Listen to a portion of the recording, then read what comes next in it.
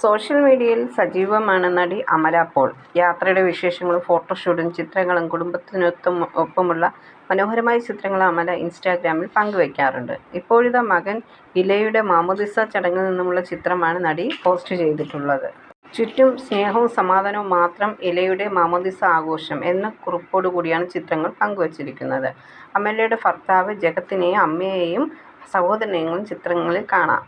അക്വാ നിറത്തിലുള്ള mini ഫ്രോക്കായിരുന്നു അമലയുടെ outfit. അക്വാ blue നിറത്തിലുള്ള ഷർട്ടും വെള്ള ഷോർട്ട്സുമായിരുന്നു ജഗത്തിന്റെ വേഷം. അതിഥികളെല്ലാം വെള്ള നിറത്തിലുള്ള ഔട്ട്ഫിറ്റുകളാണ് ധരിച്ചിരുന്നത്.